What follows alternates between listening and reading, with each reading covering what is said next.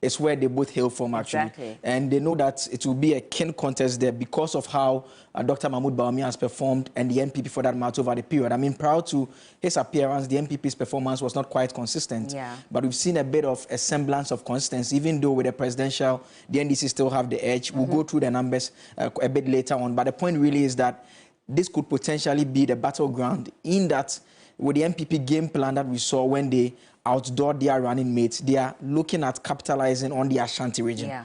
And once they have the Ashanti region, the next place they would like to consolidate will be the Eastern region, where the party generally does quite well there. So once they pick the Eastern region, then they are hoping that up north to be a knife fight between Dr. Mahmoud Bawumia and John Dramani Mahama, with the hope that they can pick some of the votes whilst Mahama is also getting some, and then that could turn things around for them. But there's a poll out. Mr. Damka will be joining us shortly to give us a bit of those numbers. Very interesting findings that I have there. And so we are going to bring you all of that in this particular coverage. But you can take us to Tamale now. Yes, indeed. I'm taking you to Tamale now. But just a reminder that if you're watching us, we're streaming live on Facebook at TV3 Ghana, also on DSTV channel 279. You can also listen to us on radio, 92.7, 3 FM. And so join in. The hashtag is Your Election Command Center. But let's head to Tamale, where Komla Kluche is on the ground, and he's been gauging the mood to find out exactly how excited people are, or maybe indifferent people are, about the launch of the NDC campaign. Let's cross over now and hear from him. An agenda to reset Ghana. That's what the NDC is focusing on going into the 2024 general elections, in just a couple of months' time.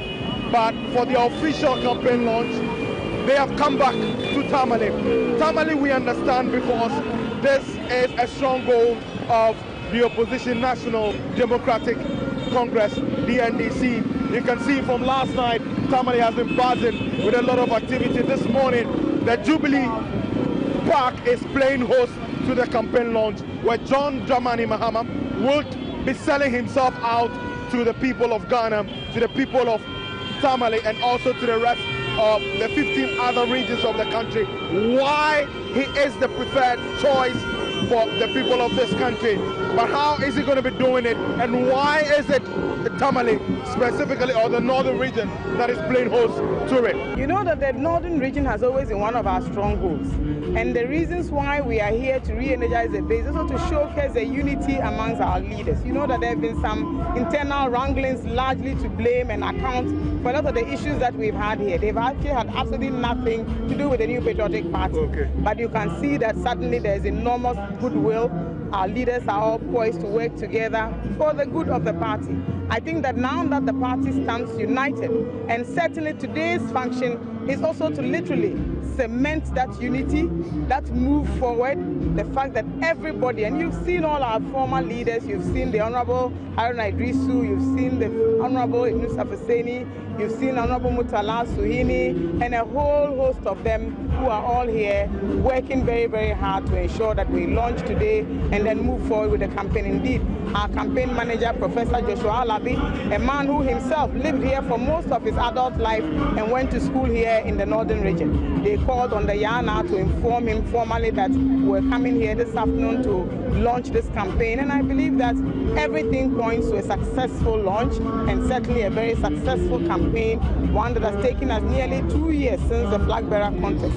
I believe that today will literally be the icing on the cake, and then immediately after that, we hit the ground running. You can see a lot of party security people who are struggling to just get directives for people, to just get them right into the inner perimeter. But a lot of people are equally expressing the satisfaction as to why Tamale should be the one to play the host to it. This time, the NDC is not going to sit down aloof.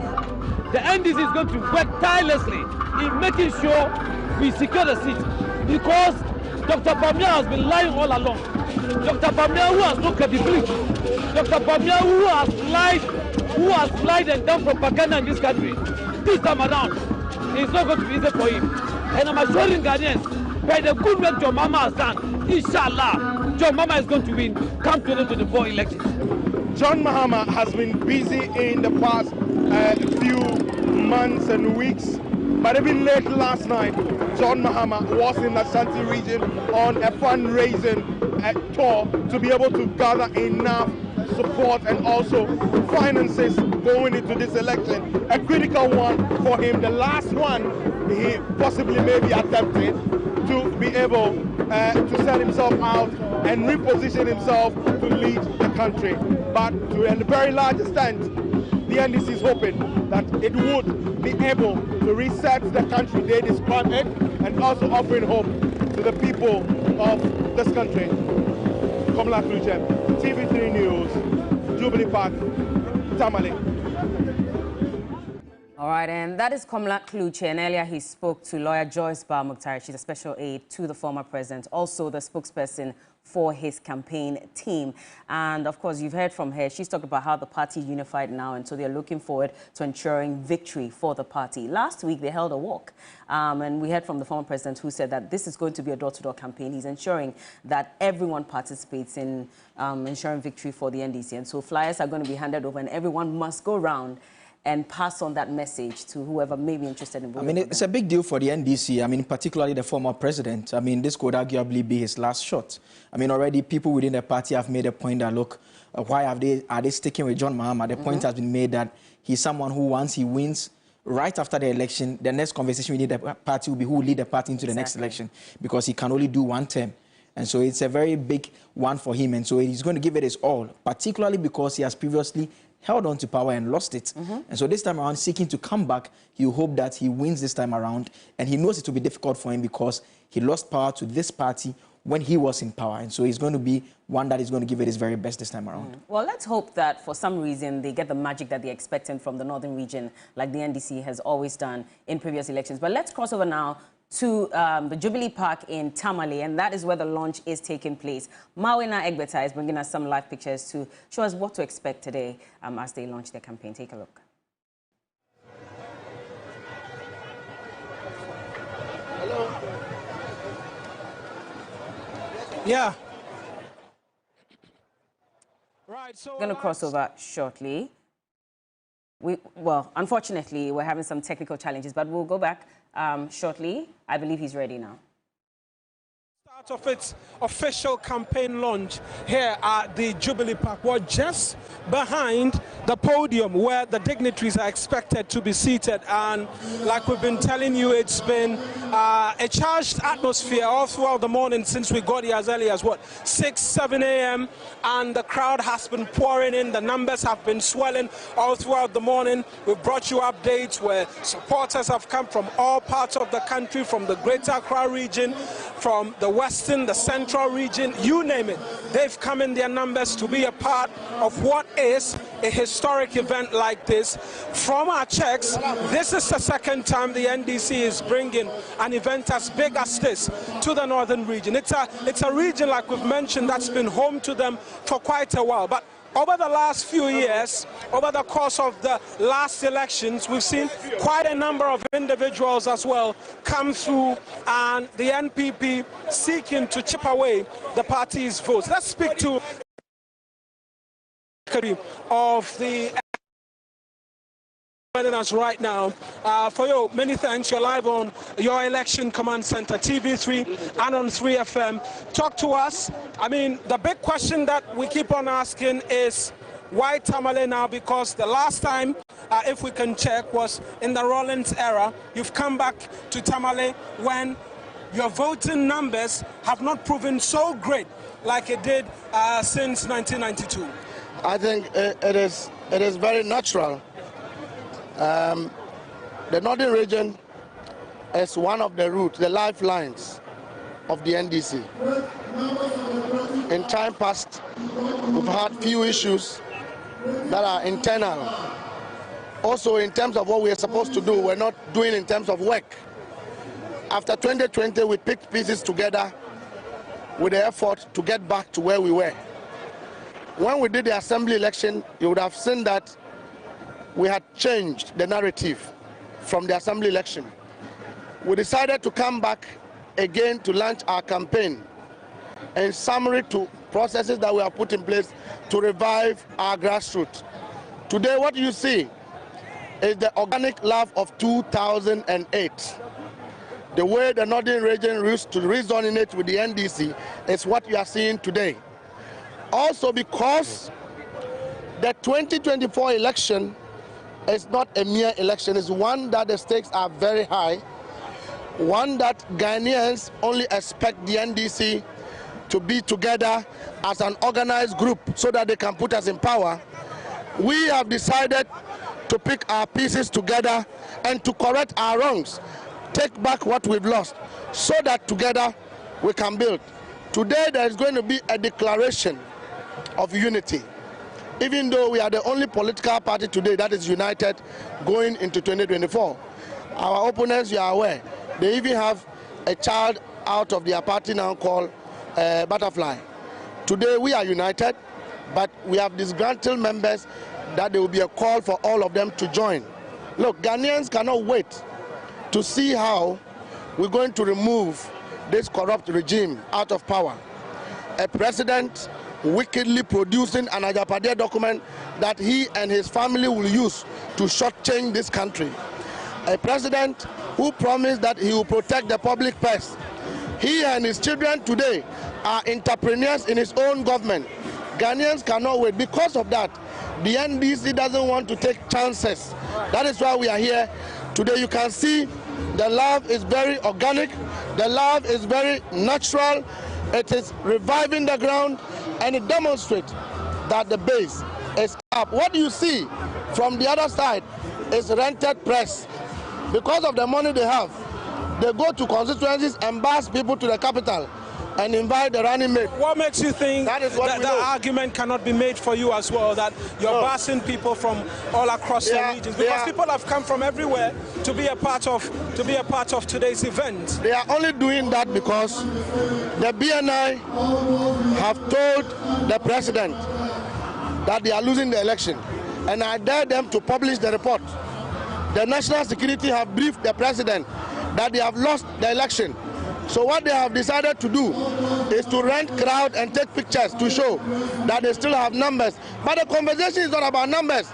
The conversation is that the current crop of people managing the MPP are fraudsters, they are crooks, they are a syndicate that is defrauding the country.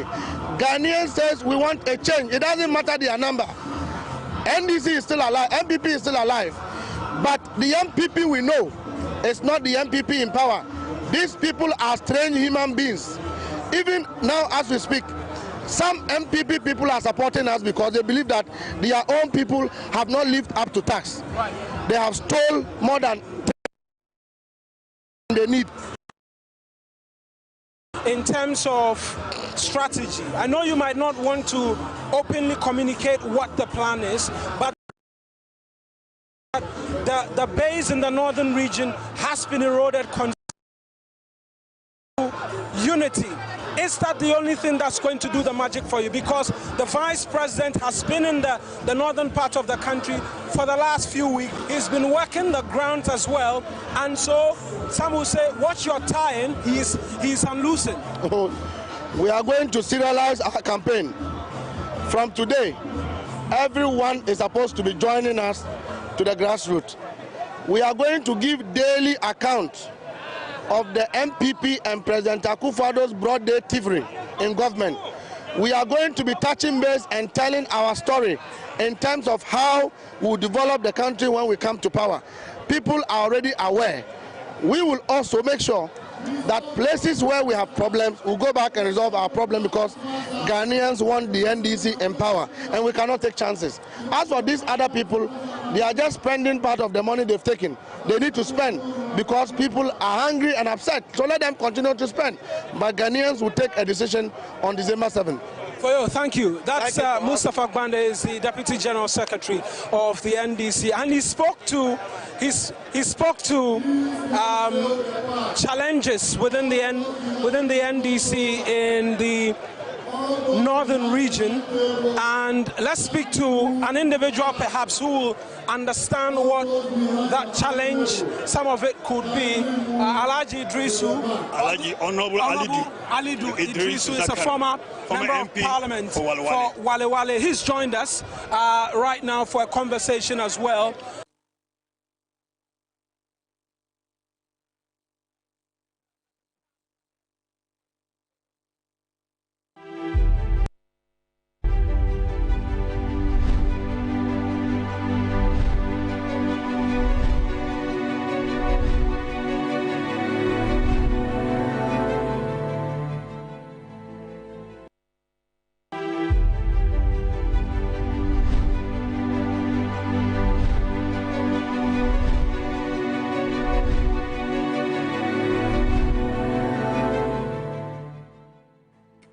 And we are your election command center, and this afternoon we are taking you on a journey to the launch of the NDC's campaign ahead of the 2024 general elections. I'm here with my colleague Akable, and we'll be giving you some history as to exactly what has happened in the past and what to expect moving forward. And so maybe we should go into the history first of all, before we even introduce our guest for this afternoon. And so what do you need to know about the NDC and what has happened in the past? So we look at 1992, where it says that the NDC was founded by Jerry John Rawlings, the late former president, who had previously led the PNDC military regime.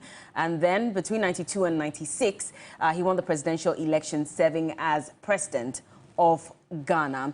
Moving on, 2012, then former president and also late Tamale died in office, and Vice President John Dramani Mahama had to take over, and he secured a win for the NDC in the 2012 general election. And so that marked his first term officially as president. And then in 2016, he was hoping to get, a second term. Unfortunately, the NDC lost that election to the NPP. It was quite an overwhelming win for the NPP, with Nana Addo Dankwa Akufo-Addo becoming president. Then in 2020, the NDC, in 2020, the NDC tried to return to power, unfortunately, but they lost the election to the NPP one more time, and that is when they went to court, hoping to get the court to declare the election results as null and void. That didn't happen, and Nana Addo Dankwa Akufo-Addo continued to remain president. And now we're heading into the 2024 general elections, and this is going to be a tight race. For many people, they believe that it's a tight race between the vice president, who's now the flag bearer of the NPP, Dr. Mahmoud Bawumia, and of course the NDC with former President John Dramani Mahama. Let's just quickly go back to Tamale, and Mawin Egbeta is still having conversations with some executives within the NDC. Let's listen to what they have to say. Nobody will support it. This time they are not listening to individuals. They are not listening to money makers. They are not listening to people who can convince you and make illegal promises. The promises are not legal. If you want to promise somebody, you give him a shirt. Make sure you are holding the shirt. All the budgets they have raised, they can give me. They say we should give one policy we have. We have a lot of policies in our area. The free education was already there before the implementation of free education. All our schools are set this year to go along. Yes, senior high school, secondary school, free education came. It came to meet people very learned in the area. He went through the normal system, and he became a vice president. How many of our young men have got jobs today? How many of them are working? All our children are sitting at home. It is not possible. They say it's possible. It's not possible. This year is not possible at all. We are all poised to come and vote for NDC to win come the next 2024. Honourable, thank you. Thank you very much. That's the former member of Parliament for the Wale Wale constituency. We know that the Ashanti region as well is ably represented. He's the vice chairman of the I'm not a vice chairman. Ashanti region. Well, a member of the regional working committee from the Ashanti region is here as well. Talk to us as well what you've made of everything up to now. You've left the Ashanti region to be here, well represented, and like you've been saying, the Ashanti region is well represented. Yes, the Ashanti region is well represented. As you can see, the atmosphere is very electrifying. This election is going to be based on the economy. It is not going to be based on the wanton 419 promises. As you clearly know, all the macroeconomic indicators that His Excellency John Dramani Mahama bequeathed to this government has not been worsened off. You can talk about the food inflation, you can talk about the general inflation, you can talk about the cedi volatility and all that. So today we are launching our campaign, and clearly everything shows that the people of North State are ready to make a very strong statement. In fact, this is my first time in Tamale. When I was coming, I saw the University of Development Studies that was established by the NDC. I've seen a lot of educational facilities established by the NDC. So I believe that this is a time that we are making a very, very, very, very strong statement. As you can see, the atmosphere is very electrifying. People are ready to listen to His Excellency John Dramani Mahama, the man with experience, the man with integrity, the man who has done it before, and we know that he's going to do it again, my brother. So today we are telling every Ghanaian that they should wait and listen to the words from the incoming president, His Excellency John Dramani Mahama. Thank you. Thank you as well. And so we're continuing to pick thoughts, and you can see the flags being waved there by supporters of the opposition National Democratic Congress. In their numbers are here to be a part of this. The police having a hard time trying to ensure that they do not go beyond the barricaded area. The members of parliament are seated up on the podium as well, and the dignitaries continue to come in their numbers. I've seen James Klucha, Beji Ketu, North MP, and the flags are being waved again. You can see the flags being waved strongly. Here are the Tamale Jubilee Park, where the opposition National Democratic Congress is launching its campaign officially.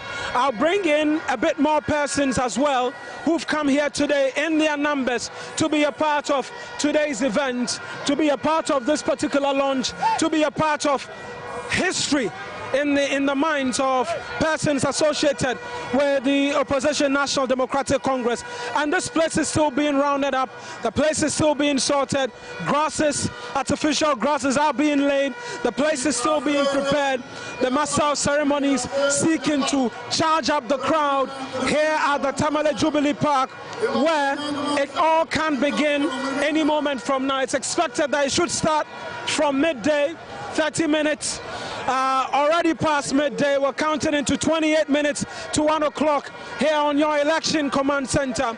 And the opposition NDC is seeking to make a statement in the northern region one more time, a region that they have enjoyed relative stability from, where they've seen, 50% of votes consistently since 92. All the way through, that voter margin has continued to decline, and as at 2020 hovered around just 52%.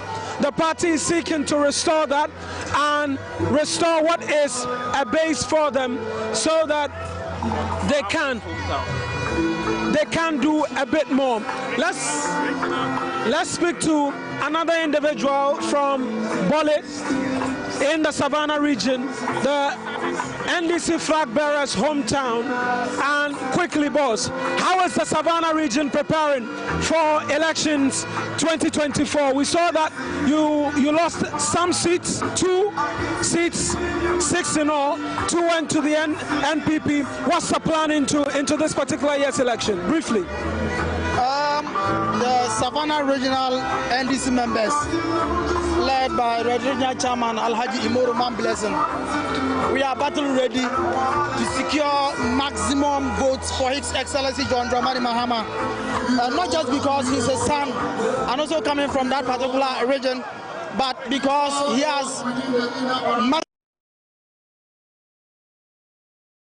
has unprecedented achievements that we can be proud of him coming from the region as a son of the land. And so we are all battle ready to take back our 3 seats, our lost 3 seats, 2 from the MPP.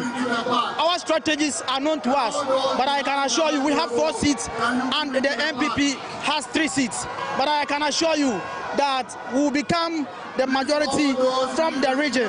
The 3 seats, we are unfolding our plans to recapture these 3 seats back to the already 4 seats we have, making 7 seats. And so we have an agenda in the region led by the regional chairman Alhaji Imoru Mamblesen, and the agenda is 7/7. We are battle ready, the branch executives are battle ready, the constituency executives are battle ready, and the regional executives are battle ready. And so you can see what is happening. We brought all constituency executives, branch executives are all here to show much deep love to His Excellency John Dramani Mahama, the president in waiting. And so that is the few I can tell you, that we are battle ready to secure power from the incompetent Nana Adodankwa Akufo-Addo government. Thank you.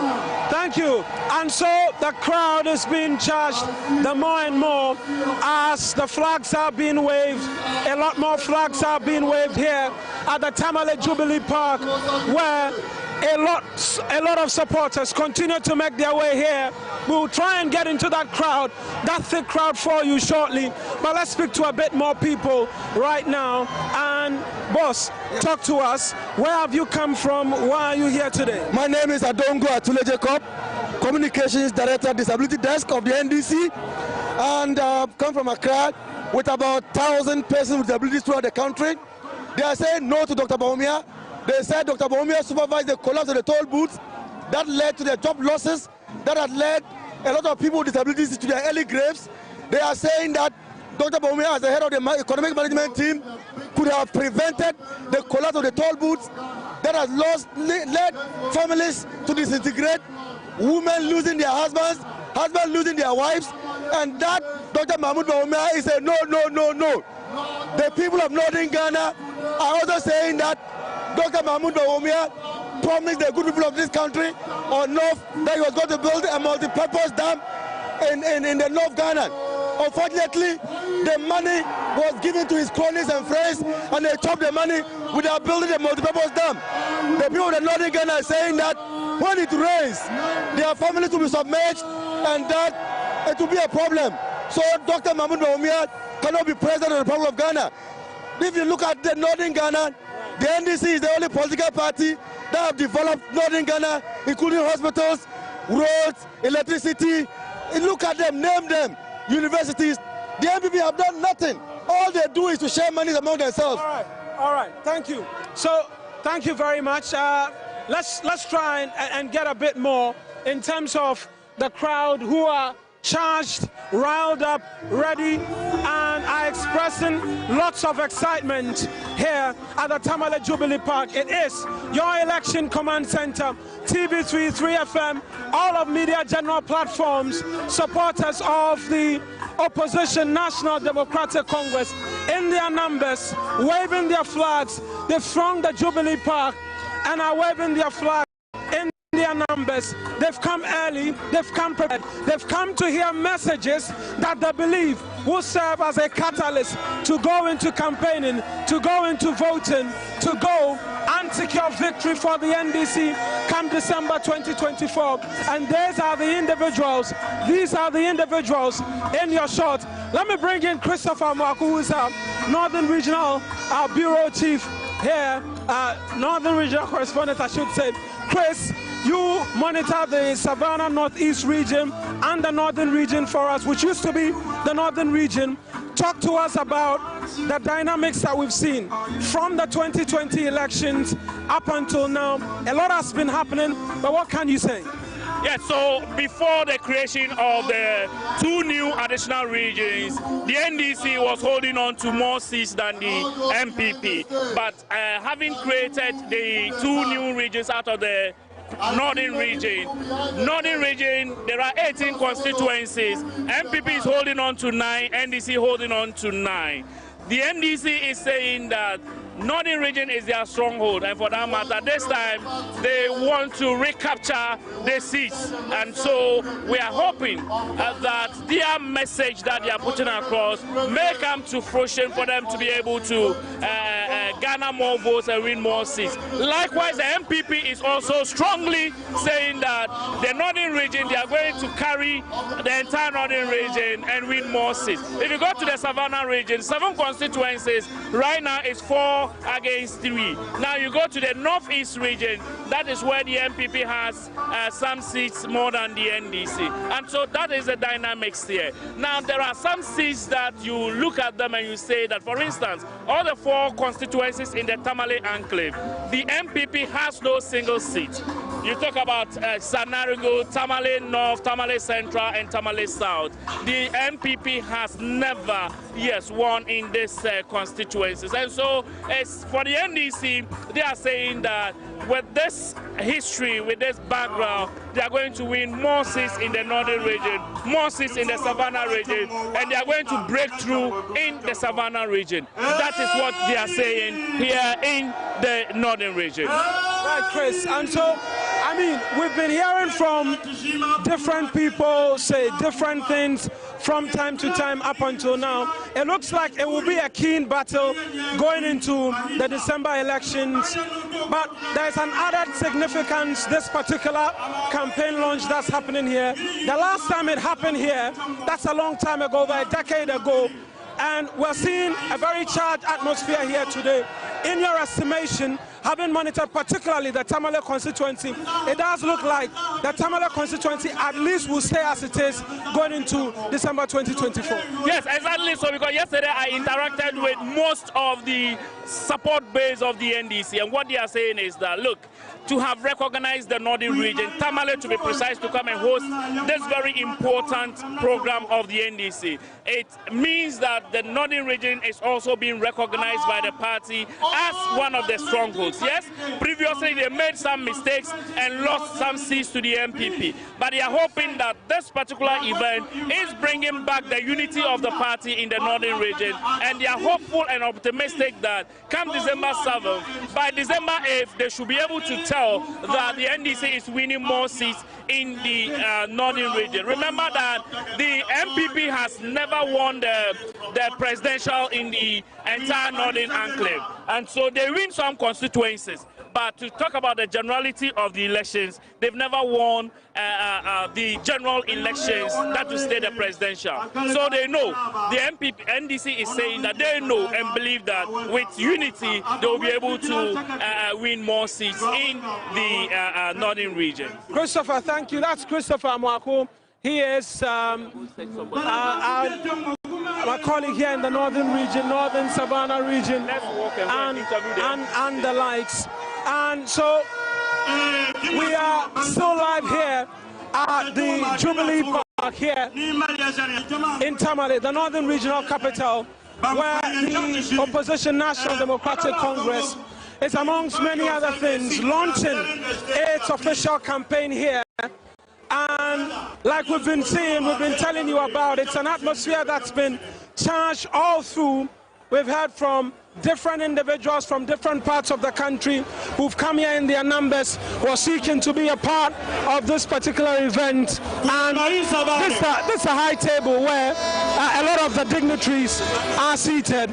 And we will be seeking to get onto that stage shortly so that we can engage a number of people for you. We're live here on your election command center here on TV3 3FM and on all of our media general platforms. We will provide you up to the minute speed detail as it happens here in the northern region as the NDC launches officially its campaign here in the northern region. And you can see a lot of the individuals so here in their numbers, charged in their numbers as well. Let's try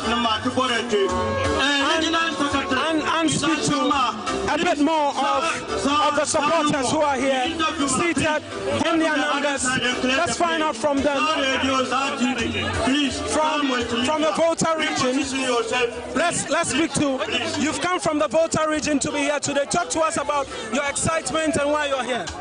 We are very, very excited. We are coming from voter region, and it's very massive, massive. 2024, John Mama is coming back. Me lefi votarians, me super the northern region, only me ado, me apete me lete, me and win 2024. Yes. And so she says that the votarians are here and that voter must stand and that the NDC must win so John Mahama can return.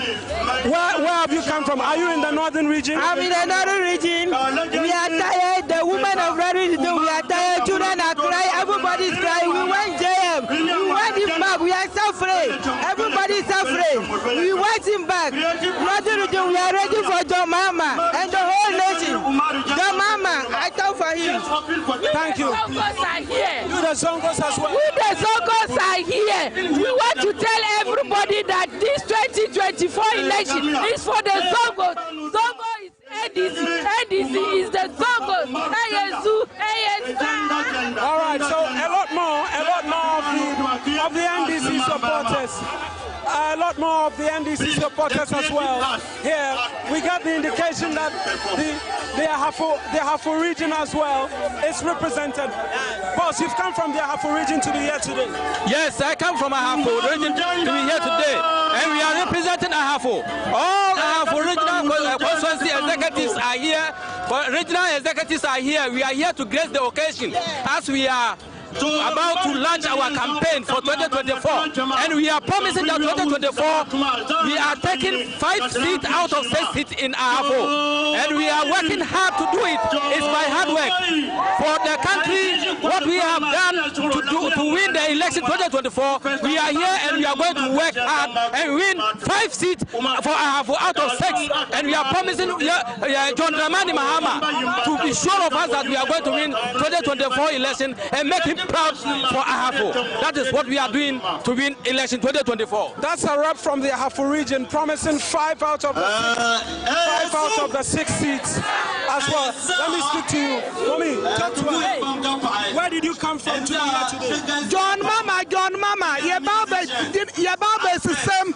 As the same Mama, John Mama. This 2024, we need.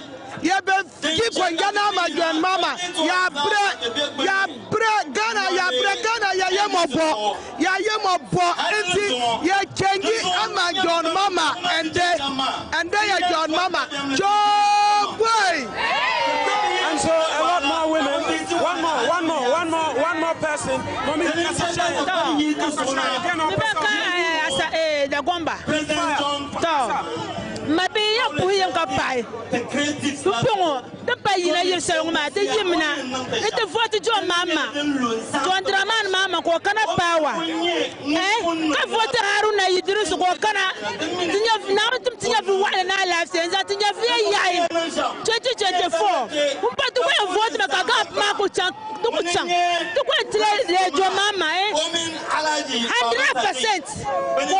Now to everyone and I left. To John Mama, to vote on Zangeranga. Tinamia pump, Walla Yaya, to Walla pump. The blood meeting and Nosham. I will not do Ajan, I will is Ajan.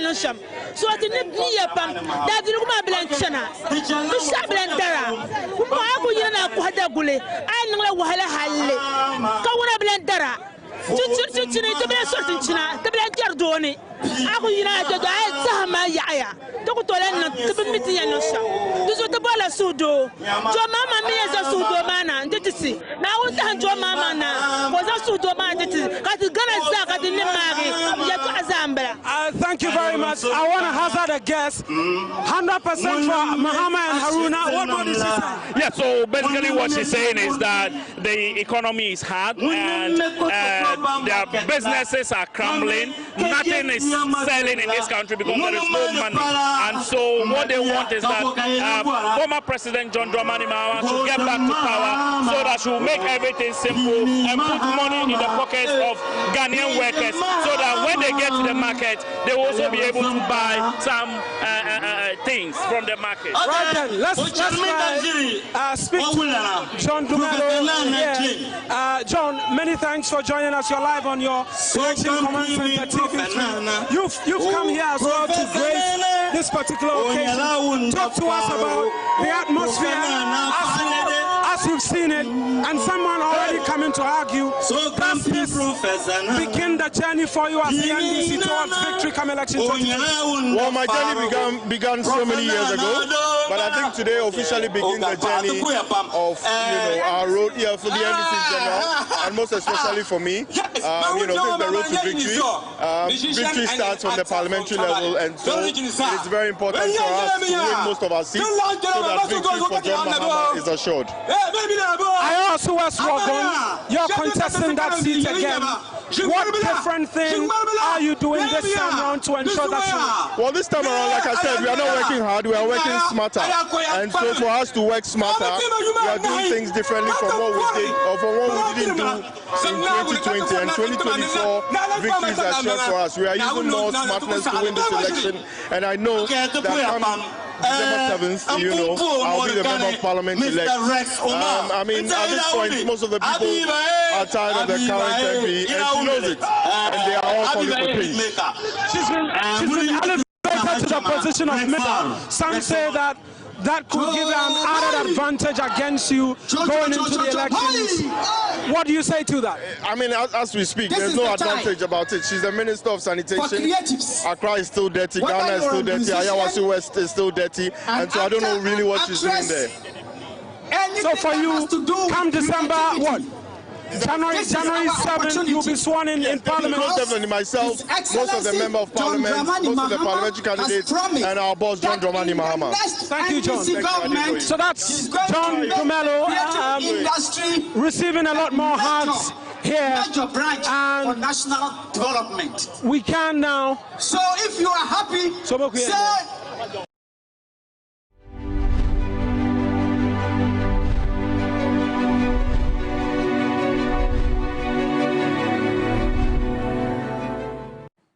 And we are your election command center, and just gone by, Mawana Egbeta was interacting with John Seto Dumelo, who hopes to clinch the seat in Ayawasi West Wogon. He lost the last election by just a little above 2,000 votes, and he says this time around it's definitely going to him. So let's see how that goes. But of course, you can see there's a mammoth crowd already in Tamale at the Jubilee Park, and they're all hoping to get a glimpse of the man they hope to become president after the general elections in December. But let's go through the numbers just a bit to see what the dynamics have been like in the northern region. Akable, what do you have so the northern region is an important region for the NDC.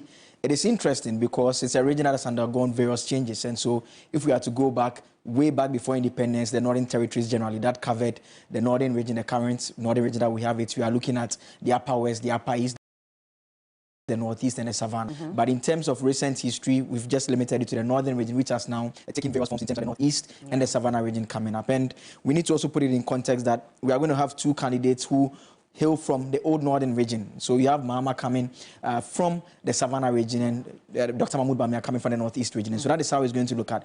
But we are focused on the northern region to make the point that the NDC considers it to be very important. And we heard the Deputy General Secretary earlier speaking to our colleagues make the point that they hope to improve their performance then. So let's look at how the numbers look so far. So we are starting from the year 2000.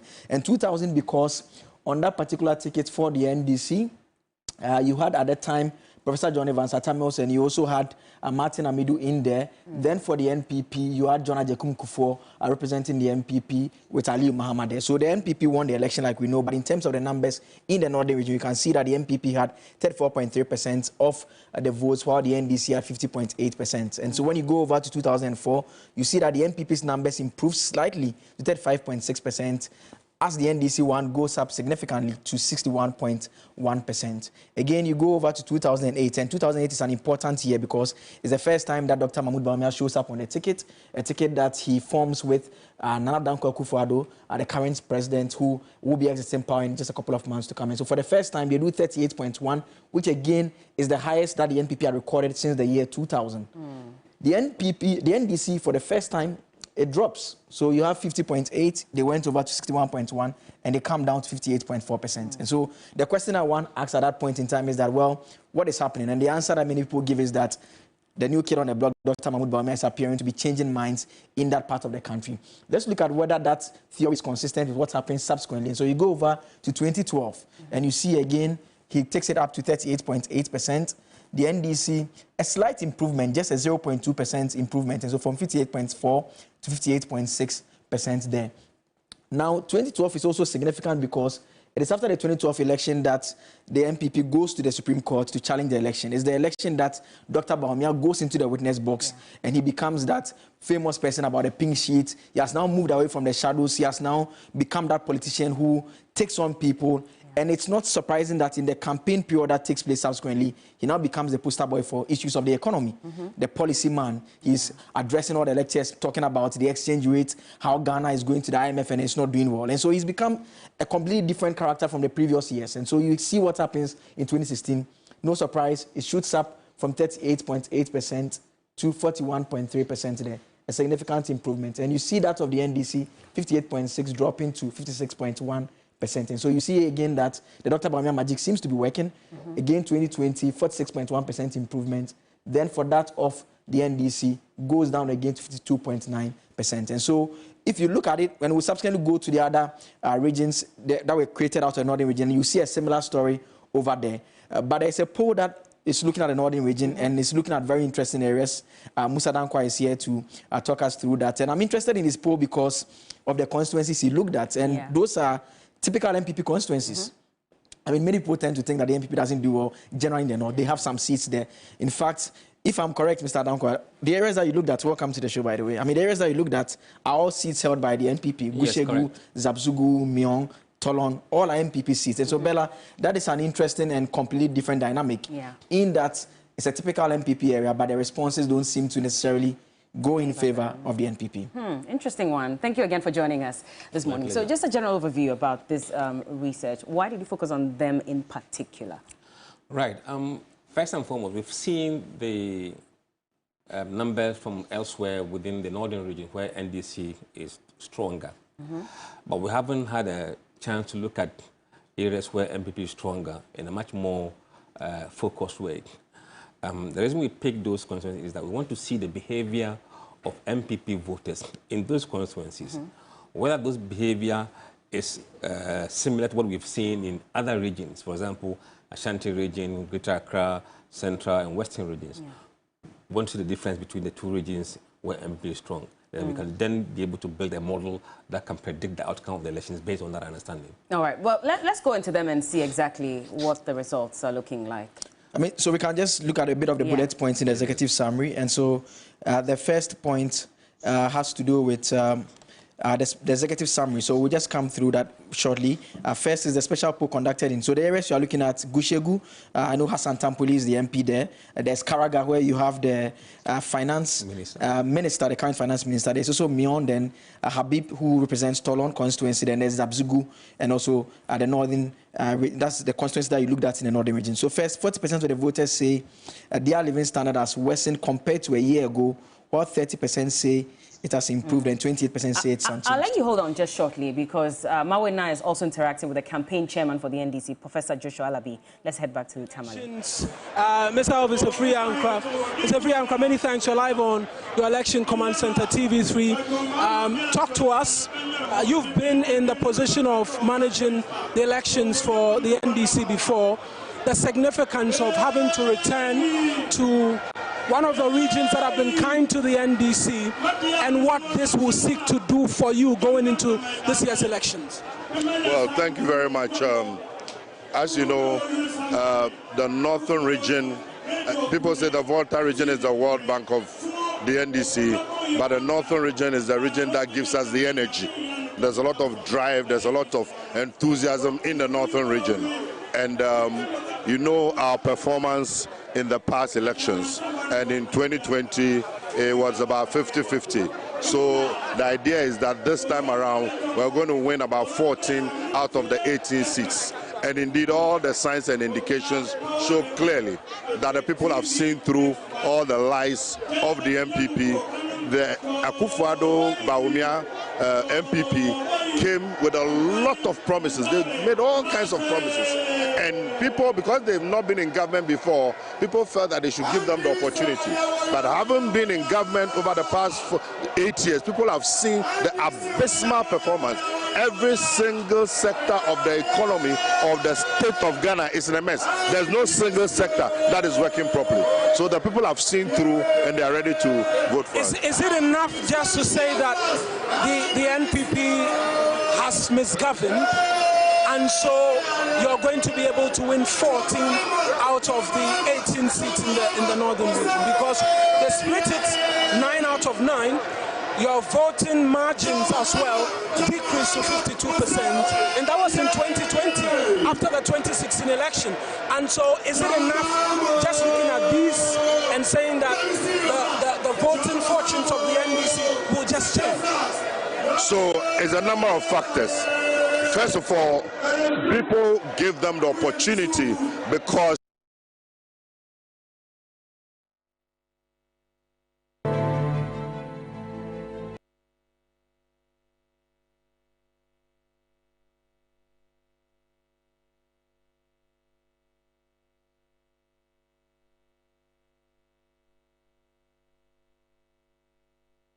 Well, we hope to bring you back to Tamale for that conversation and for other conversations with some of the executives. But let's go back to that poll that's been conducted by the Global Info Analytics. Musa Dankwa, the executive director, is here. And we're just looking at the executive summary to understand exactly, what people are saying and thinking on the ground. Yeah, I mean, I was trying to find out from him, comparing 40% of the voters saying that their living standard has worsened compared to a year ago. 30% say it has improved, and 28% say it is unchanged. I mean, Mr. Danko, how does it compare? Because I know you do the poll in other areas. Is it consistent with your general findings, or you see a bit of difference in how it's looking here? In terms of overall, about 70% of people say that it's gotten worse or it's unchanged. That pattern has not radically changed from here. So you can say that it's consistent with the national average. But there is slightly higher number for those who said improved in the northern region, in the areas we polled, than the national. Slight difference between them. But overall, the pattern is the same.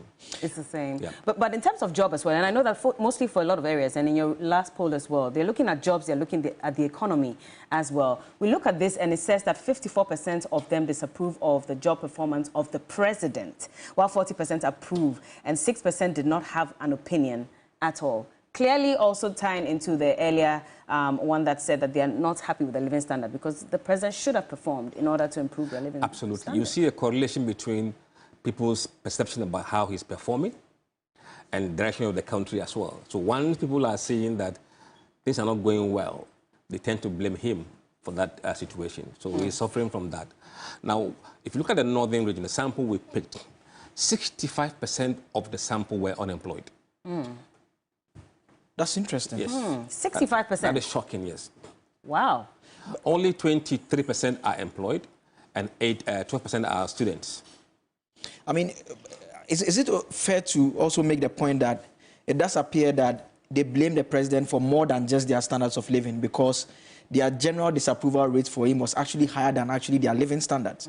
And so if you compare it that way, they seem to simply think that, look, they are just not impressed with what he's doing, even though it may not directly be connected to their current standard of living. Absolutely, that's correct. Well, we can narrow it down a bit and look at the two candidates. I mean, analysis of the poll. So for the 2024 presidential election, John Mahama leads with 46.3%, as against Dr. Bawumia, 42.5%, and those who are undecided, 10.1%. I mean, the difference between John Mahama and Dr. Mahmoud Bawumia, in terms of your polls that I've seen consistently, it appears for a while now John Mahama is doing quite well, and this is also following that trend as well. Yeah, I think you look at the poll and you try to compare it to the previous way of their voting intent. How did they vote last time? That's where we see consistent drop in Bawumia's numbers relative to Nanado's performance. So if you look at how they are voting now, among the same people, if you ask them, how did you vote last time? You can see that Bawumia is underperforming Nanado's numbers, while Mahama overperforming his numbers. That is where I think the problem for MPP lies. Those who voted for him last time are not doing so again in the same volume. I mean, clearly, on the back of the fact that they are not happy with the president's performance. So if we're seeing the vice president being in the same office, of course, with the president, then clearly it's going to affect him as well. Yeah, and if you look at the top three issues for voters, it remains so everywhere. It's jobs, economy, education. Sometimes you see education at the top in the north, and then you see jobs and then other things. But overall, in terms of the first three, they remain the same thing, the same issues everywhere. But one would think that in this case, especially in the northern region, ethnicity to some extent will play a role, especially because both of them also come from there. We've seen how Dr. Mahmoud Bawumia has increased the numbers over the years for the NPP in the northern region. Did that not play any role at all? No. At all? No. Okay. If you look at the numbers, I'll probably pull the number out for you later on. The ethnicity is not driving it, because if that was the case, Bawumia is from the Molly Dagbani group. Mahama is not. Mahama is a Guan, and the numbers are not playing out in the polls. Otherwise, Bawumia should be miles ahead. And even that is not reflecting. No. I mean, if you go back to the old northern region, then you could say that both of them still... Northern region is very complex. What are the complexities? That's what I want to understand. If you look at the northeast, the people in the northeast are slightly different from people in the Dagbon areas. If you look at people in the savannah areas, they are a bit different from the people in there. In what way? No, ethnicity-wise, culturally, they share similarities. Especially northeast and the northern region share similarities a bit. and to some extent Upper East region. But they're not the same people. They're not like, if you take Ashanti region, they are one ethnic group. Even Eastern region, they're not the same, they are different. We have these people here, Asins, the Fantis, they're here. So it's a bit more complex than that. And there are other issues that really, the polls doesn't pick them up, but they determine the outcome of some certain elections. In fact, consistent with the point he makes is one of the reasons why the MPP actually think they can actually do better in a northern region. Because generally, the two parties, in terms of their roots, you can't directly say the NDC is a northern party, as you can say the MPP is an Ashanti party. You can't particularly say so.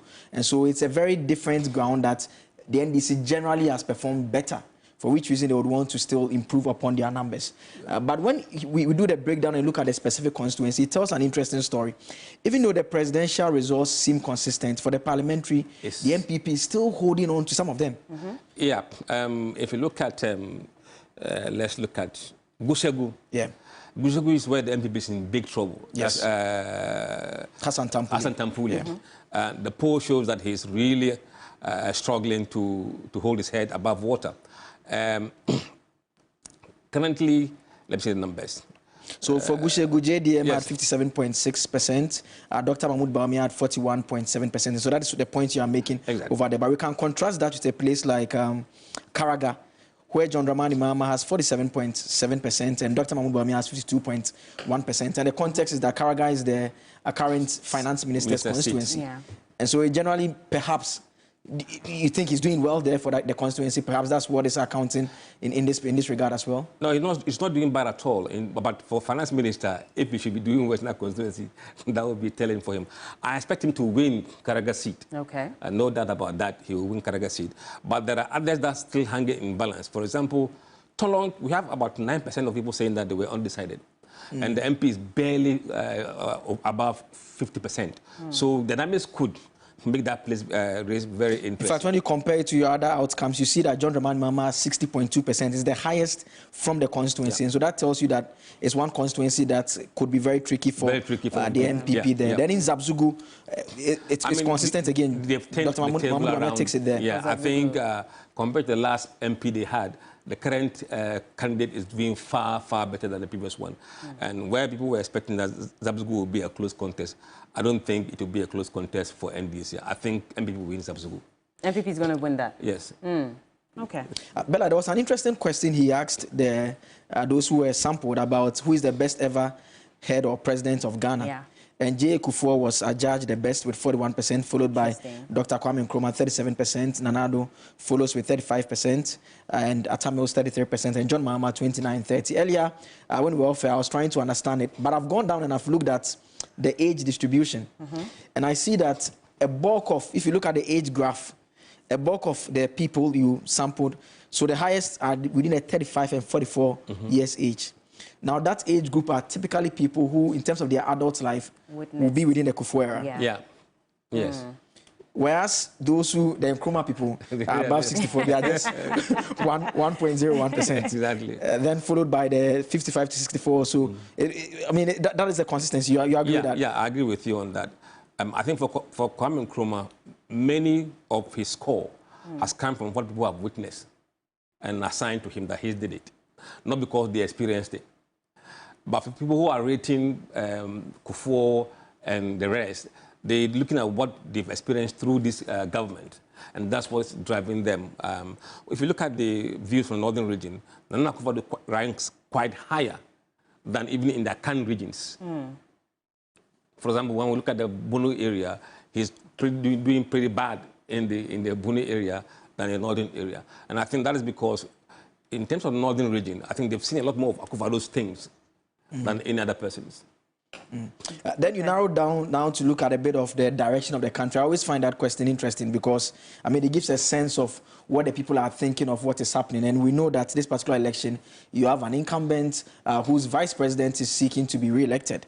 And the question, wrong direction, 53.98%, right direction, 35.04%, and no opinion, 10.98%. That is actually a bit significant, would you say? Yeah, the national average for wrong direction is about 10% higher than in these northern regions. Yes, and certainly because these are MPP stronghold, you shouldn't let them have, they wouldn't have much pessimistic view of the government than the national average. So this is in line with what we should expect for MPP strong areas. So in general, if you look at all these areas that you've covered, how many of them is NPP likely to hold on to? They hold on to Zabzugu. Okay. They hold on to Karaga. Gushegu, I think, will fall to NDC. Mion and Tolon will be close race. Okay. So that means that the earlier conversation that Mawina had with one of the party members who's saying that he's hoping they score 7 over 7, you know, generally, that's not going to be possible. I mean, when people are talking to the media and their politicians, be very wary of what they say. You should be worried. Well, I guess they've also done their homework, so they're hoping that based on the work they've done, they should be able to get the numbers. With the absence of independent pollsters, you can't follow what the politicians tell you, because they will paint their outlook very rosy. Meanwhile, it's very bleak. And so you have to be careful. You have to be very careful, yes. What they say. Yes, yes. So, I mean, they are spinning. They spin some of these things just to whip sentiment that, oh, they are winning. But behind the scenes, they know the numbers. I mean, Bella, we know that in the last 2 years, I mean, things have been very tough in the country. The government is admitted to that. But we've seen consistently the finance minister, the previous one and the current one, telling us about the fact that they've turned the corner. Now, the question was, compared to the year before, which of the following best describes your standard of living? Interestingly, 39.61% said their standard of living has simply worsened. And so that tells us that in terms of those people in these areas who were sampled, they do not buy into that particular message that is coming from the government about the fact that things are generally improving. And 30.43 saying that things have improved within the last 1 year. And those who say things are unchanged, 27.79%, and no opinion, 2.16%. I mean, from July to December, unless something magical happens, it means that the responses with regards to standard of living, views on whether things are changing, that may be a bit difficult for the governments to change perceptions with regards to that. You know, the polls respond quite rapidly. I remember in October 2023 or so, remember when the city lost ground rapidly over some short period of time, and then before Christmas, it made a huge recovery. We saw in the data point that people began to look very optimistic in the January poll because of the way they felt during Christmas time, and it began to fizzle away. So when we have stability or even strengthening of the city, and then we have loosening of cost of living, I think these are the things that would affect the outcome of the elections. If they remain the way they are today, it's going to be very tough for the government to really have its way. In the next election. And the next response, Bella, is consistent with his point about the rapid change. Yeah. Because you ask them now, are you optimistic the standard of living will improve in the next 12 months? And interestingly, majority, 64.57, said yes. They are optimistic. Could it also be, and I'm seeing something here that's interesting. Let's bring in the dynamics of the running mate and whether they could also play any role in determining whether things could be better or not. I see that there's almost a tie, you know, between Dr. Matthew Opoku Prempeh and Professor Jane Nana Opoku-Agyeman. I'm bringing that in because, again, if you go back to when Dr. Mahmoud Bawumia was vice president, like we clearly saw the numbers increase. Maybe because that probably was also close to home for him and the fact that he was seen as the economic whiz kid. We're not seeing that with these two because, again, education now becomes, you know, the grounds for the battle for these two people. But again, you see the votes, and it's 38.63 for Dr. Matthew Opoku Prempeh, and Professor Nana Jane Opoku had 38.89%. They are clearly saying that the two of them could be the best vice presidents at any point. I mean, if you are an MPP, this should be worrying for you. Rather. Because this is your stronghold. If you're an MPP person? Yes, I mean, the numbers that we discussed earlier, the constituencies. These are coming from areas that you should be comfortable leading. It tells you that NAPO has not had effect on the MPP base. I mean, but if you compare the closeness, and I mean, Bella ran through the question of which of the following running mates do you believe can do a better job. If you compare that to how likely is the nomination of Dr. Opoku Prempeh going to influence you to vote, you see they are basically the same. Can one also safely make the argument then again that in terms of the NDC as well, it also tells you that John Mahamet's appeal is not rubbing off Professor Nana Jane, or Professor Nana Jane is also equally not adding on to the John Mahama numbers I don't know whether in that area. Remember, I've always said that this election is not about running mates. Yeah, you have actually been consistent on that, yes. Yes. It is not? No, that's why these numbers are the way they are. And it's based on the selections that they made? No, it's because, look, people are looking at the flag bearers. Because one, to some extent, we have been able to belittle the role of the vice president by using the driver's mate analogy. So people are saying that then it means that we must focus on the flag bearers, not the running mates. This is MPP's doing then, based on the statement that the vice president I think that made. has undermined and undercut the effect that the running mate he would have chosen would have brought in. And also, if you look at the likability rating of the options that were available to him, I think Napo, in terms of appealing to people outside the Ashanti region, is probably the worst candidate. Yeah, I think I saw the poll that you did even prior to the announcement where you compared him to the other names that had come up. In fact, Kennedy Japan was actually doing better than him. In Greater Accra, which is a swing region. So you should have looked at how the person appeals to people beyond the Ashanti region. But is it also because then, like they said, they're hoping to get 85% in the Ashanti region, and for them, once they win the Ashanti region, they're very sure of winning the elections, which is why they chose him? Anybody who understands data and say that is living in a different world. Why do you say that? Because you see, you can win 100% of Ashanti region, 100%. What if you collapse in other regions? So the Ashanti region alone cannot give them the victory? I mean, you are hoping that everything will remain constant, whereas Ashanti improves. That's the assumption they are holding. But we've seen the numbers that in Accra they are collapsing. Have we done Eastern region already? We are in the Eastern region as we speak to do. We are there right now. Okay. So by next week, that data will come out. Just so we can also understand how they're doing in the Eastern region. We are in the Eastern region, we are in the Bono East. And there's a consistent pattern from all this that we are doing. That clearly things are not going well for the MPP. No, they are not. Because if you look at how they performed against when Nadu was contesting, in the Eastern region, maybe just a sneak preview, Baume is 10 points down compared to Akufo-Addo in Eastern region. And in the areas that the seats were closely contested in some part of the Bono East, the gap has widened.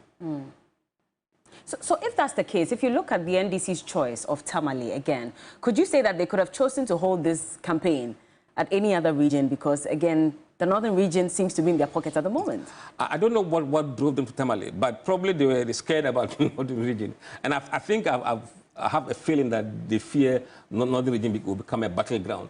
Battleground for pride, not necessarily to change the outcome of the election. Whoever wins northern region, we say, oh, we have won the region as a pride, not necessarily making an impact on it. You could win northern region and still lose the national election. I mean, but you want to look at the 2008 results, for instance. Nana Akufo-Addo first round, he picks just Eastern and Ashanti region, but he just needs a little to win first round. I mean, I agree with you that the MPP's assumption of 85% is not probable, even if you look at the figures from the Ashanti region. But you get a sense from their game plan that they are hoping that if at least they are within a 75% region, hoping that what we've seen in the data trend for Northern region, Dr. Bawumia is able to do that, because in the past, he was a running mate. So if he does that for them, then that could explain why the NDC perhaps is also focusing on the Northern region in terms of this particular event as well. Let's look at the reality. 22 out of every 100 Ghanaian who say they will not vote are in Ashanti region. 22 out of every Ghanaian? Every 100 Ghanaian. Every 100 Ghanaian, okay. Ashanti region. And 23 out of every Ghanaian you pick say they will not vote. It's from Greater Accra. And Greater Accra and Ashanti region contribute 45% of MPP support.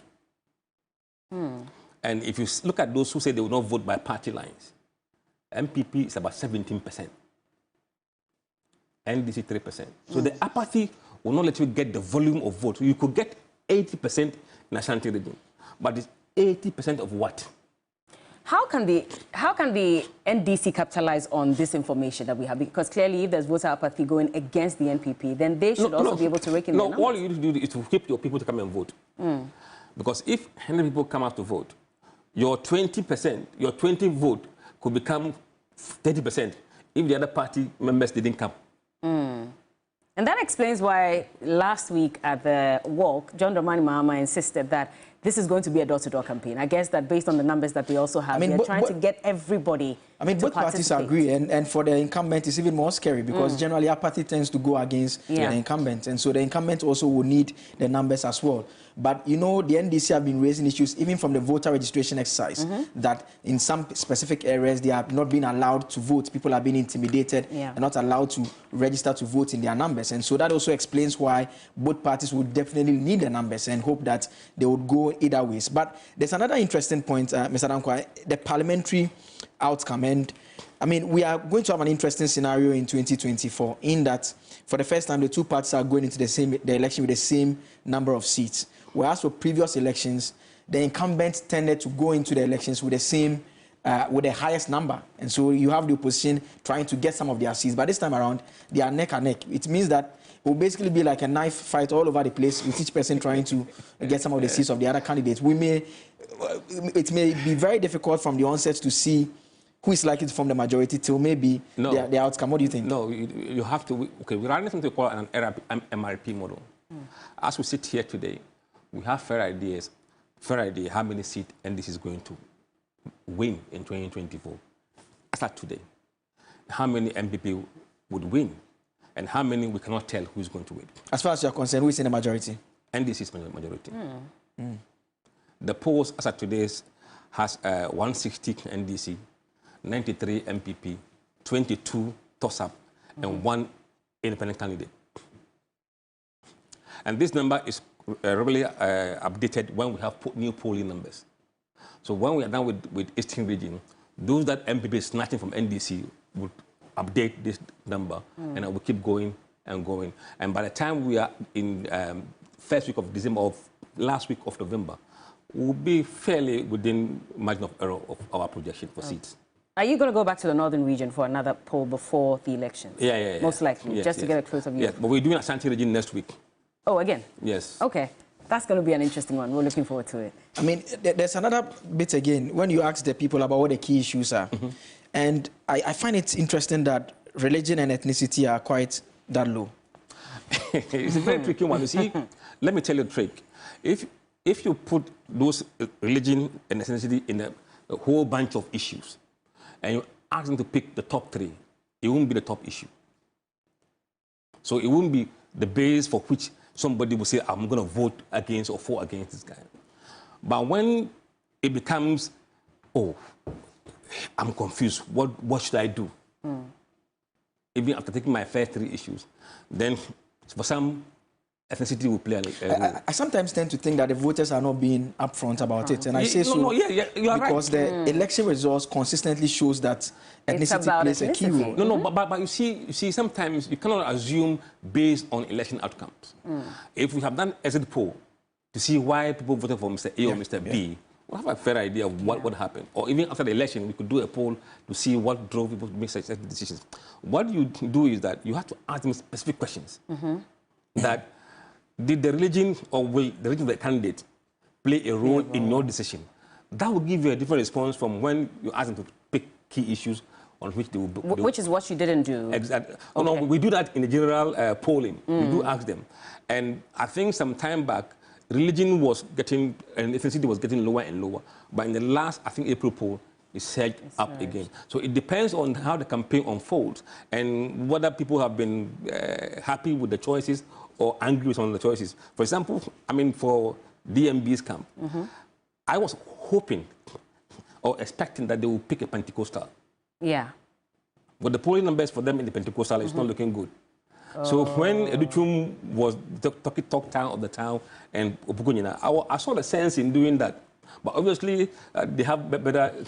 But I think they've done the analysis and they are switching more towards the ethnicity angle than religion. Way more than the religion in but instance. Religion is certainly a key point for people, but they won't tell you. That's true. They won't tell you, but at the same time, would they probably not have also... Because we heard a lot of people saying that they may not be in favor of Opukunyina because they don't want this political thing to become an issue of religion. And the fact that there's, you know, we have to vote because he's Pentecostal. No, you see, everywhere, look, even in America, sometimes in picking a running mate, you look at the demography you want to target. You see, the numbers are quite important. You want to win, isn't it? Yeah. How do you win? It's by the numbers. And so they could have combined ethnicity and religion if they wanted to. Absolutely. You could get somebody who can appeal to that ethnic bloc and also be a Pentecostal who the flock could listen to. I mean, Babella, there's an advantage that the NDC, and I mean, they are launching their campaign today. There's an advantage that they go into this particular election with, is the fact that unlike the NPP, they have the same ticket coming again. Yeah. Do you see that being any different already? You hold the view that running mates don't change much. I've said that running mates will not change anything in this election. In this election, there are elections that running mates have really made a difference. If you look at 2020 elections, Jinana made a difference in the central region. Will she have the same effect this time around? I don't think so. When you say effect, is it going to be more? No, she was able to put, NDC got a lot more seats in the central region, a lot more vote than they had in 2016. Is that going to increase? No, if it's going to increase, it won't be because of her.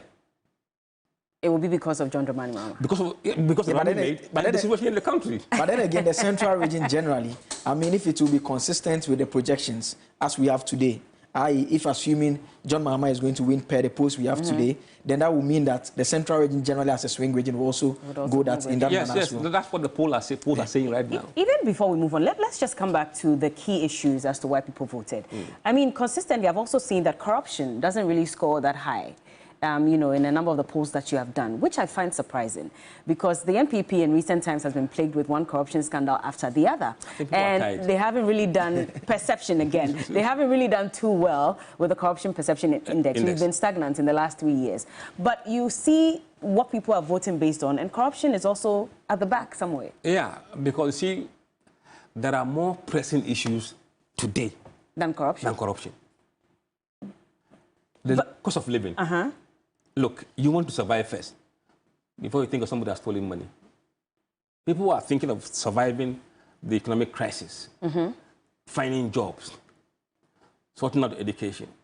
So even look at where Rose maybe number 4. Yeah, Rose is number 4. Very back end. Now, what you see is that if there's a persistent corrupt cases in the media, it takes time to trickle down to the voters.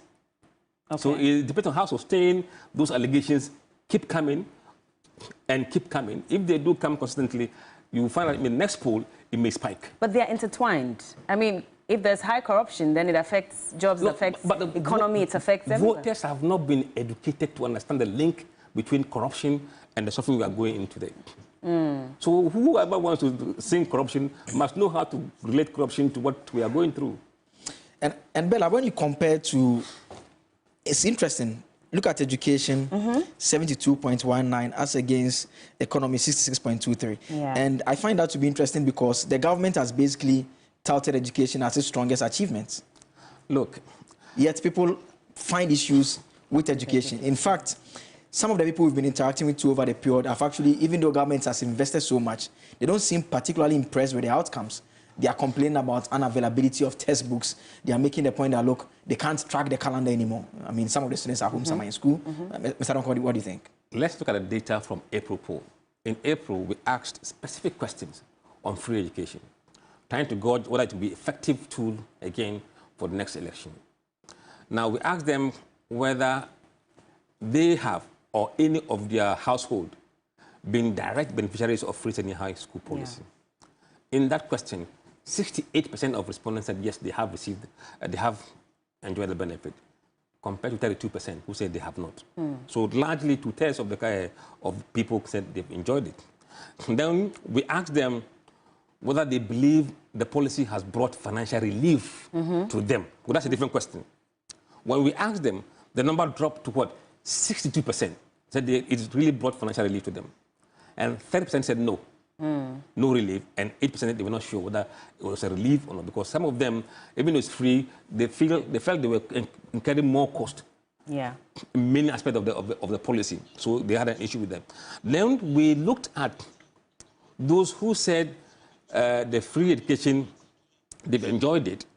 Who are they voting for? For those who said yes, they've enjoyed it, 43% of them are voting for John Mahama. They've enjoyed the free education, but 43% of them are voting for John Mahama, compared to 36% who are voting for Baumia. So they've enjoyed it, but they're not voting for him in that way. Then the next question was, for those who believe that it has brought financial relief to them, that is where Bawumia leads, 53% to 29%. But those numbers are smaller than the bigger sample. Well, we'll be breaking it down further for you, of course, with Musa Dankwa here with us. But let's head back to Tamale, where Egbeta and, of course, Komla Kluche have been speaking to some leading members within the NDC.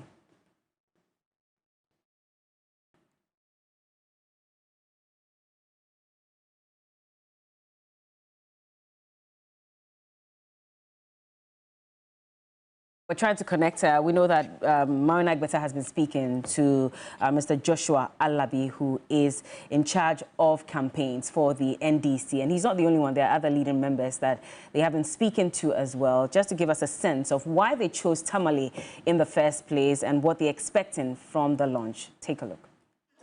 And will not accept 62 the promises that the impossible promises that the NPP made in the years past. People are now very wide awake and they've seen the truth. And we are going to hammer on that. Many thanks, Professor Joshua Alabi. I mean, the minority, the leadership of Parliament has just arrived. Alaji ABF said it's arrived. The minority chief will try and get the minority leader, Dr. Kespo. But let me get a very brief word from the minority chief who just arrived. Okay. The minority chief with who just arrived. You just arrived. Yes. And how significant is it that the northern region is playing the campaign launch of the NDC? Well, the northern region is one of the most significant regions in our party's district. Our flag bearer comes from this area. We have a lot of support here.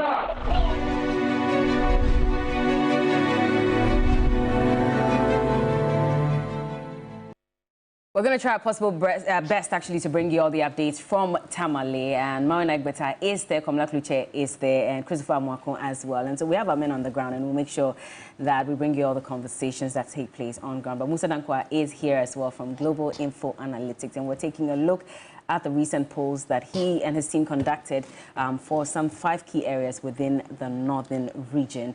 We've looked at some key issues. We've looked at some questions that have been asked as well. In fact, one of them would be, how would you rate the performance of your member of Parliament? Out of the people who were polled, 9.6%, 9.36% actually said excellent, 23.85% said very good or good, and then 30.59% said poor or very poor. 29.2% said average, and 6.92% said they have no opinion on this matter. Clearly, the performance of an MP also wraps off the overall performance of who would lead the party. Yes. Normally, when you see high number of average and very poor, it doesn't look good. You must see the MPs doing well. But nationally, there are very few who are in the excellent column. Very, very few of them. And then the rest are either average or poor or very poor nationally. So it doesn't look very good for the national average for MPs in terms of performance. Bella, there's something I noticed on the data set in terms of those who participated in it as well. They are experienced voters, actually. When you asked whether they are first-time voter, 89.61 said no, and 10.39 actually said yes. So these are people who have voted before, perhaps more than once. I mean, if you look at the age distribution. And so they know what they are talking about. They know what is influencing them. And so that would mean that what is happening is really a worrying sign for the governing New Patriotic Party. Yes, but the good thing for them also is that I think they are doing much better among the first-time voters in the north. Okay. But then the sample, or the size of that voters is small. You see, 89% of them are experienced voters. So if you're not doing well among the experienced voters, no matter how well you do among the smaller proportion, it doesn't mean really much. It doesn't make a difference. Okay, well, we're waiting to see more results from this as well. But at the same time, I wanted to go back to the issue of the Member of Parliament and the fact that, again, we always have this notion that the Member of Parliament is the one supposed to address issues concerning roads, you know, construct schools and stuff. Could that be the reason why a number of them think that the MPs are not doing such a good job in Parliament? Who created that impression? It's them. When they were campaigning, they were promising roads and schools. So you can't come back and say that's not my role. So they have brought it upon themselves. You know, so people now believe that the MP must do A, B, C, D. And I think for some of them who are smart, they are seen to be advocates of such things. They lead their people to go to the ministries, lead them to go to places to get the contract awarded. Even if you don't get, you're not successful, people will have seen that you have made the attempt to help them get what they want, just that it didn't work out. If you look at some of the NDC MPs in the other area, that's what they do. Some even join demonstrations. Yeah, yeah. So that's the way of saying that, oh, Macau, Omuntiemi. So let me follow you. So it's another way of saying, say, it's not my job. But I can't sit back and say that that's not my role. I have to be seen, to be leading you to agitate for what is your national cake. And I think the earlier we begin to tell people that, look, these lawmakers are not agents of development in that context. They have a small budget which they can use to do small things. Yeah. But when it comes to big things, they have no hand in whatever happens. I mean, with the other data sets that we've seen, you've paid some attention to the other candidates. I mean, outside the MPP and NDC, we don't see that in this particular instance. We just categorize them as others. Because we haven't seen any name. If we had a name before we went there, we put a name out there. For example, when we were going to Sunyani East, we knew that somebody is called Ransford Entry is going independent. Okay. And when we put his name there, he was the one leading the pack. Yeah, but I mean, generally, like he said, in the other ones, we've seen you include Movement for Change, Alan Chemate, and then we had... for the presidential. Exactly, for the presidential. We had Alan there, we had Nana Kwame Bediako. The numbers are insignificant in the north, so there's no point... There's no point focusing on them? Yes, because if you look at the numbers we're getting in the north, less than 2%. So I'm not going to create a column for all these names. Could they not pull some numbers eventually? No, in the field, their names are there. But at the end of the poll, if the numbers they're getting is less than 2%, then you rather consolidate those and put them all in focus on the top, yes. I mean, it comes back to the age-long argument on the power of a party machinery. I mean, because someone like Alan Chemate, if he's not appearing on the numbers, you have Nana Bediako who is also moving up virtually across the entire country as well. Let me tell you what's happening. You have to divide the country into two. The northern sector, we don't expect big numbers for Bediako and Alan in the northern sector. We expect them to hit good numbers in the southern sector, especially in the Akan regions. For example, in the Bono East, where we are right now, Bediako is doing extremely well in Bono East. Right? Okay. What could be the reason for that? No, they are MPP voters. Okay. In fact, if you look at where Baume is from Bono East that we have seen so far, he shouldn't be in that position. His numbers is going to Bediako and Alan Chemate. In other regions, the same thing we are seeing, Alan Chemate and Bediako doing some numbers in Eastern region. It's because these are natural MPP voters who are voting for Chemate and Nana Kwame Bediako. Let's head back to Tamale, where we have some more discussions ongoing. The MPP at all, we are focused on our campaign, we are focused on the hope that we bring, we are focused on creating an opportunity to create 3 shifts, 8-hour shifts for Ghanaians to work 3 shifts, which is 24 hours a day, and to make sure we can create jobs, to make sure we can expand this economy, to make sure we can empower the people of Ghana. That is what I'm very hopeful for. Okay, let me get a very brief one. Whilst I walk towards we women organizer, how important is the launch of the campaign for you in the northern region? Well, it's very important because the northern region is our home. The northern region belongs to the NDC.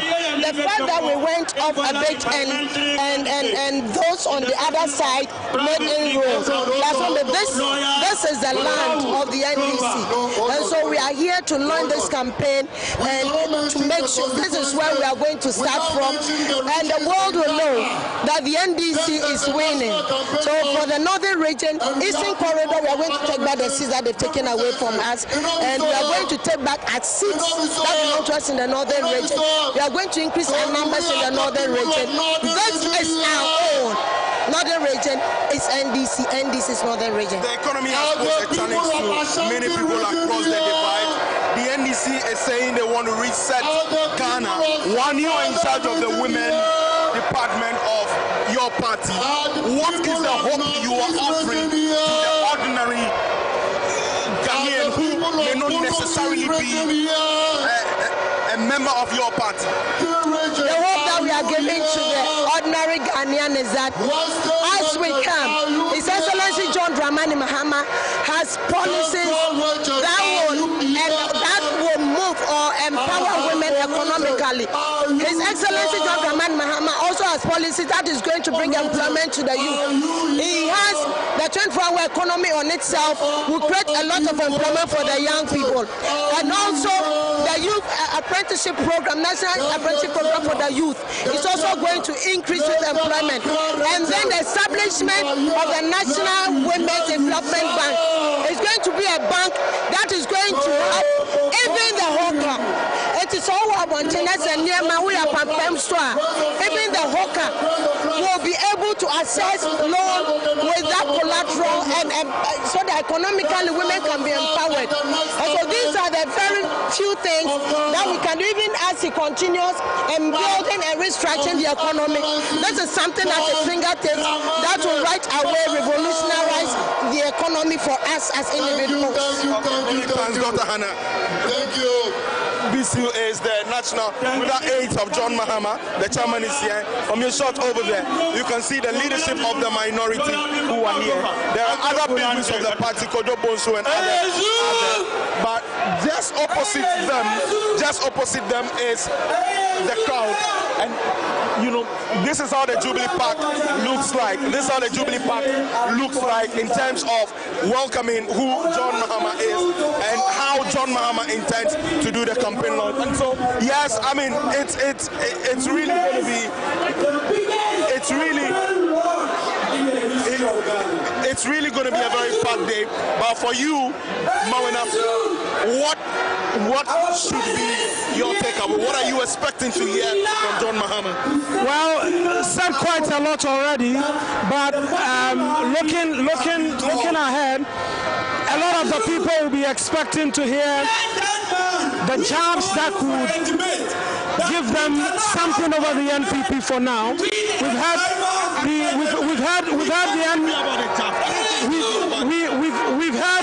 had the NPP's flag bearer take a go at John Mahama for quite a while. We will see today what his response will be. That will be one thing to look out for. And then it will be the messages on the different sectors of the economy, what the plan of the NDC will be going into December 2024, and strategy, but they are in the northern region for a reason.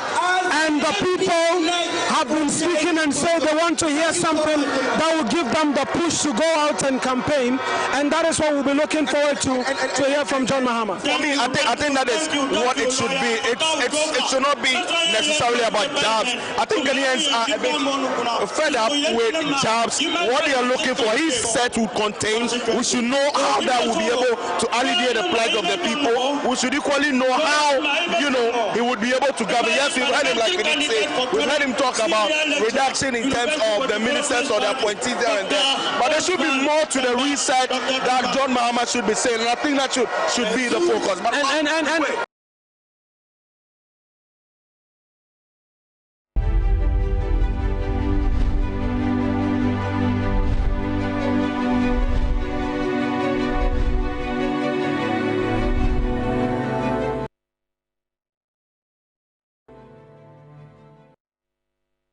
All right, yes, and this is your Election Command Center. We're bringing you live pictures from Tamale, the Jubilee Park in the northern region, where the NDC is officially launching its campaign today. We'll be back with more. Keep watching. We're also streaming live on Facebook, so please don't go anywhere. We'll be right back.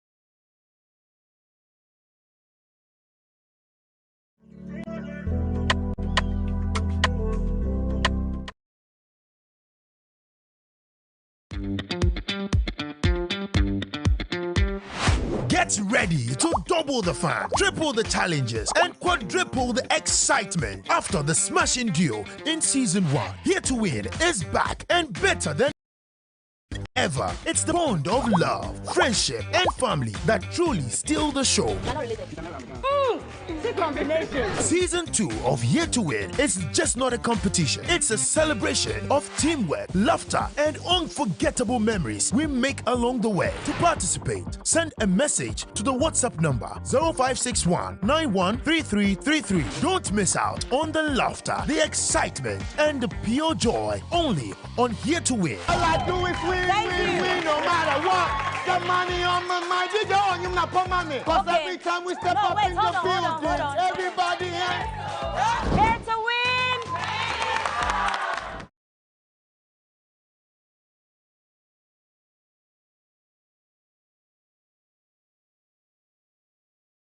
I am Abna Nyansichua Chapa, a digital-first marketer with over a decade's experience building brands in Ghana and international as well.